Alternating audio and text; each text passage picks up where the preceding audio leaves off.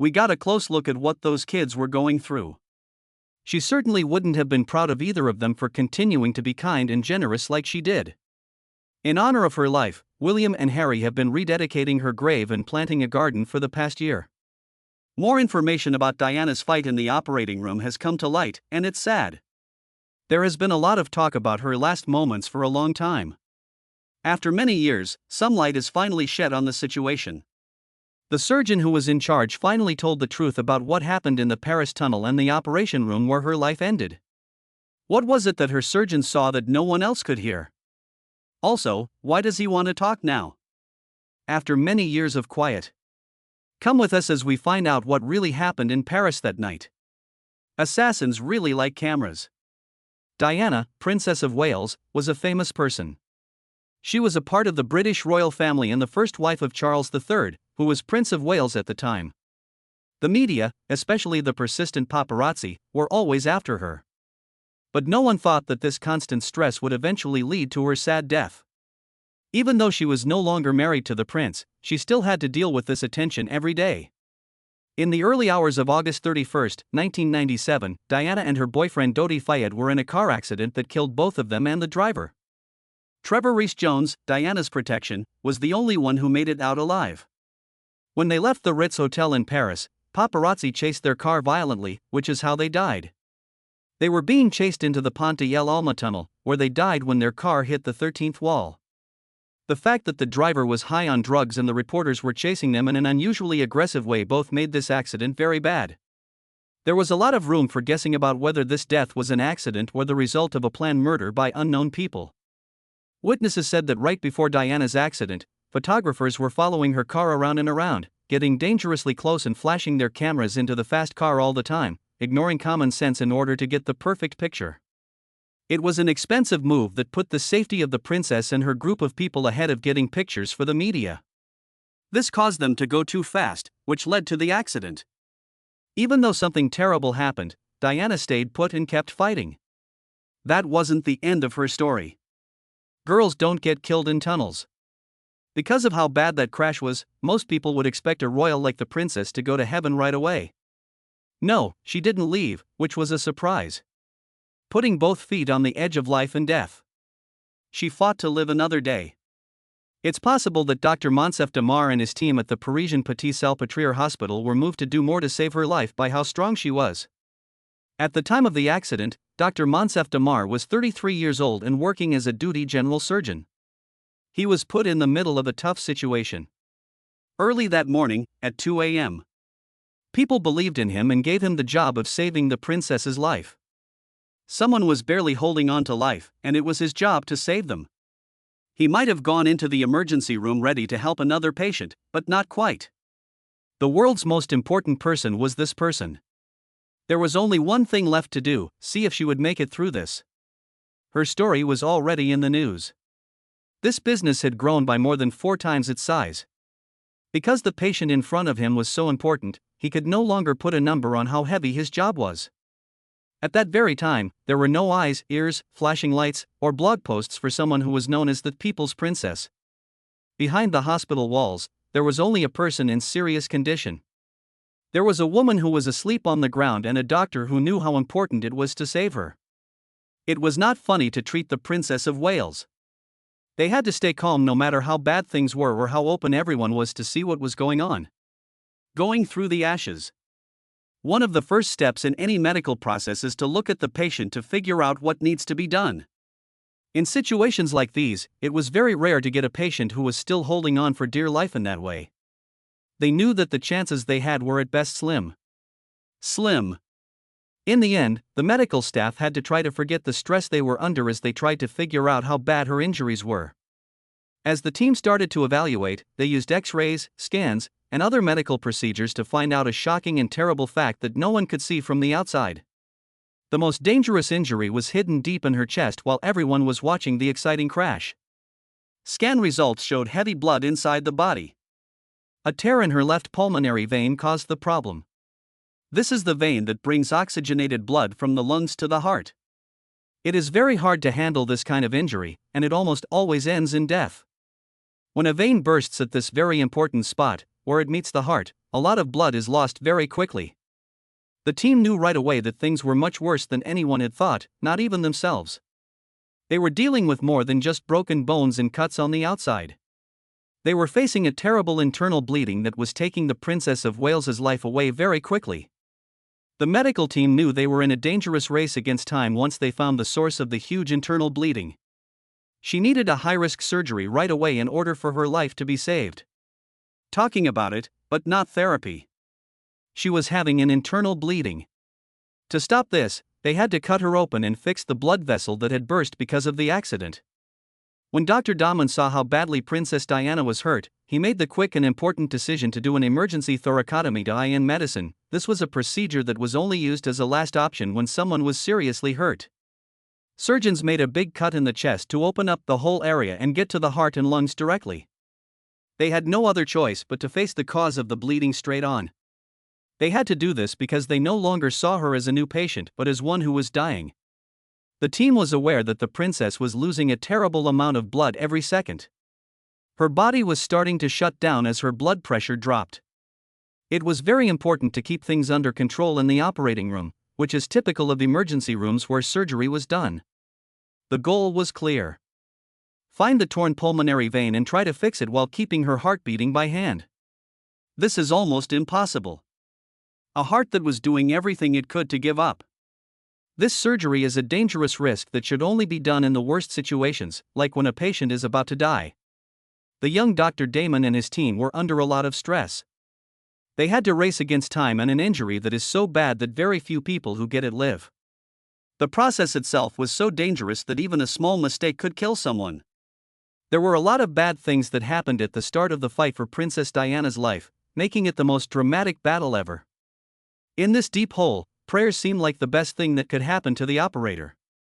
But it felt like God didn't want me to answer at this point. Diana's heartbreak. The surgeons were ready for the task of fixing the torn pulmonary vein when they started the high-stake thoracotomy, even though the risk was low. But as soon as the surgery started, it became horrifyingly clear how bad the accident really was. The team found another issue, a tear in the pericardium, which is the tough sac that surrounds and protects the heart. That's right, this finding was just more proof that the force from the crash did even more damage than the first scans showed. The doctors were now in two different wars. Controlling the flow of blood out of the vein while also checking to see how much damage has been done to the heart's protective sac. With all of this going on, the heart was kept from stopping. In medicine, this was a procedure that was only used as a last option when someone was seriously hurt. Surgeons made a big cut in the chest to open up the whole area and get to the heart and lungs directly. They had no other choice but to face the cause of the bleeding straight on. They had to do this because they no longer saw her as a new patient but as one who was dying. The team was aware that the princess was losing a terrible amount of blood every second. Her body was starting to shut down as her blood pressure dropped. It was very important to keep things under control in the operating room, which is typical of emergency rooms where surgery was done. The goal was clear. Find the torn pulmonary vein and try to fix it while keeping her heart beating by hand. This is almost impossible. A heart that was doing everything it could to give up. This surgery is a dangerous risk that should only be done in the worst situations, like when a patient is about to die. The young Dr. Dahman and his team were under a lot of stress. They had to race against time and an injury that is so bad that very few people who get it live. The process itself was so dangerous that even a small mistake could kill someone. There were a lot of bad things that happened at the start of the fight for Princess Diana's life, making it the most dramatic battle ever. In this deep hole, prayers seemed like the best thing that could happen to the operator. But it felt like God didn't want me to answer at this point. Diana's heartbreak. The surgeons were ready for the task of fixing the torn pulmonary vein when they started the high-stake thoracotomy, even though the risk was low. But as soon as the surgery started, it became horrifyingly clear how bad the accident really was. The team found another issue, a tear in the pericardium, which is the tough sac that surrounds and protects the heart. That's right, this finding was just more proof that the force from the crash did even more damage than the first scans showed. The doctors were now in two different wars. Controlling the flow of blood out of the vein while also checking to see how much damage has been done to the heart's protective sac. With all of this going on, the heart was kept from stopping. Defibrillator paddles were put on and charged. It was done in even amounts to try to get the heart back into a beat. A very nervous feeling spread through the operating room. The steady sound of the monitors was replaced by the flatline tone of a heart that was no longer beating. All of the people in that room, including Dr. Damon, Professor Pavier, and the nurses, knew that the chances of saving someone from a sudden cardiac arrest were very, very low, and getting even lower over time. But because it was their job and the moment was very important, they wouldn't give up. They started a long, hard battle to bring her back to life. A full-on resort. One last frantic pump from the doctors. It was a fight between life and death in the operating room after Princess Diana's heart stopped beating. The team, led by Dr. Damon and Professor Pavey, started a long list of standard medical resuscitation procedures that were done quickly. It wasn't a quiet moment of giving up. To bring her back, it was an hour-long full-on attack on her heart.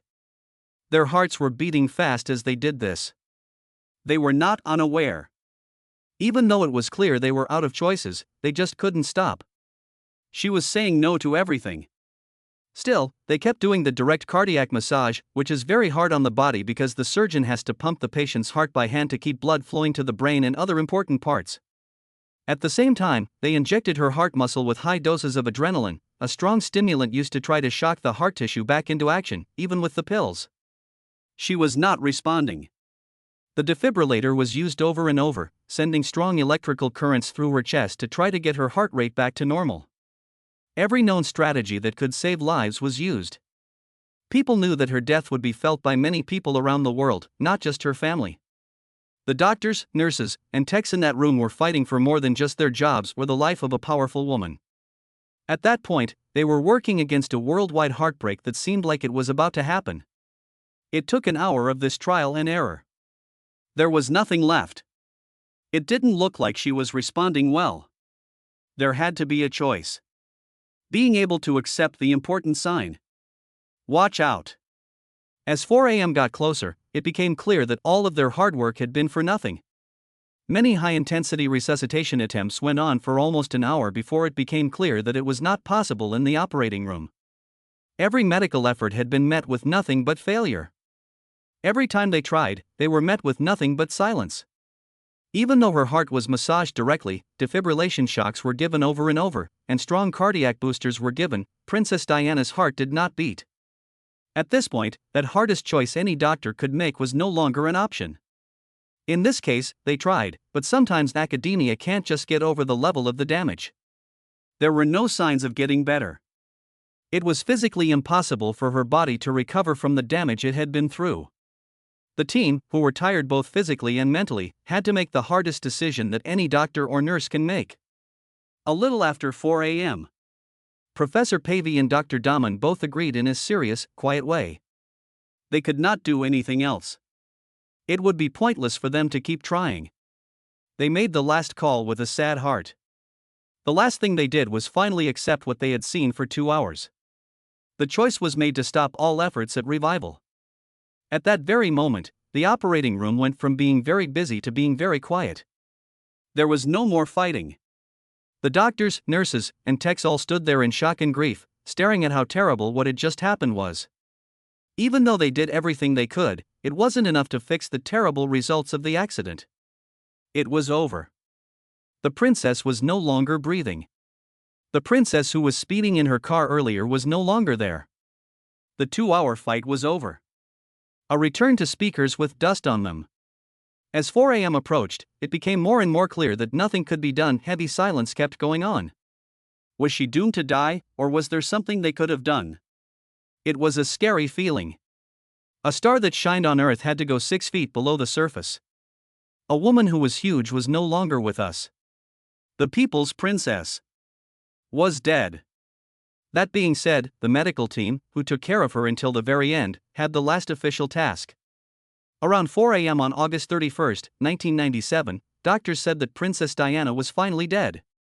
Everyone in the room felt sad and down about their work at that moment. They fought for hours against impossible odds, using every tool and technique they had. But in the end, they were faced with harsh truth, which they did not want to accept for Dr. Monsef Daman at first. His mind would always be etched with this moment. As a young surgeon, he had been in the middle of a terrible event in history and seen a famous person die. It was more than just a medical procedure that led to the official statement. It was proof of a loss that he knew millions of people around the world would feel. People outside of the operating room would now have to hear the news that had been kept inside the clean walls of the operating room. After a long and difficult medical fight, the news of her death started a time of mourning around the world. The weight of having to save a life had changed to one of sadness and failure. Apples and onions for the doctors. It wasn't a surprise that the medical staff buried their heads in their gloves while wearing nose masks. There was no way to win. There was not a single reason to be hopeful. The sky did not have a rainbow. It was all over. It was never going to be okay for them to forget about their now dead patient. They had just done hours of regular and strange medical procedures to try to save a life, but it didn't work. Even trying for a short time, they couldn't get her to wake up. The tough and pointless questions they asked themselves were normal for people who are grieving. They went straight into sadness, and it lasted for a real amount of time. They couldn't forget about their loss by going out for the night or spending time with friends and family. They were really stressed out after this one. It made them feel even worse to know that their mistakes would cause pain to people around the world. They knew they had the chance to stop a worldwide sorrow but couldn't. The intense media attention that fell on the hospital made the mental toll even worse. People who had been in that operating room were all the talk of the town, with reporters and conspiracy theories following them around. Nobody was just a doctor or nurse anymore. They were the last people who saw Princess Diana alive. It was very hard to grieve because of all the unnecessary attention. There was more at stake for the medical team than just their job. It felt very close to home. They were right in the middle of a terrible event in history and were mostly left to deal with the pain on their own. The experience made me realize how much emotional stress medical workers are under every day when they have to deal with life and death. But this case was so big that none of them had ever thought it could happen. Nothing good happened because of this death, either generally or personally. Most people's lives changed. The surgeon's last words. When it was announced that Princess Diana had died at 4 a.m. that same day, it sent terrible shockwaves around the world. People were very sad, but right after that there was a storm of rumors, media frenzy, and plot theories that would last for years. There was no feeling of sorry for them. The media, her friends, and the general public all came up with their own ideas about who and what happened during her death, from her trip to Paris to her trip underground. Everything was linked to these people who believe in conspiracies. Because of how intense and sometimes dangerous the operating room was, Dr. Monsef Damon and the other doctors who were there that night had to keep quiet for decades. They stayed out of the public eye and wouldn't comment on the crazy stories that were being told. Their fight was hard, and they lost. They were doctors. In the show that came after, they didn't want to become famous in any way. For many years, Dr. Duman carried the huge emotional weight of that night and kept the real medical report, minute by minute, quiet. He finally chose to speak out, not to make more news, but to put an end to the false rumors with the truth. There was a duty in him to tell the truth and honor the spirit of Princess Diana. In order to respect the professionalism of his team, who worked hard all night and into the morning against very unlikely odds, he wanted to give a clear first-hand account of the 31st. He wanted everyone to know that Princess Diana's injuries, especially the tear in her pulmonary vein, were so bad that she could not live. The world now has a much more human view of the situation because he finally spoke out. The focus has shifted from years of speculation to the real, heartbreaking medical story that happened in the emergency room, where a dedicated team did everything they could to save the people's princess. If you were being honest, do you think that the princess and her party's deaths were part of a political plan? Also, do you think the doctor was right to choose to keep quiet? Would you like to take a break too? Please tell us what you think in the comments. Don't forget to share, like, and follow for more. Also, click on the next video that comes up. It will be fun for you.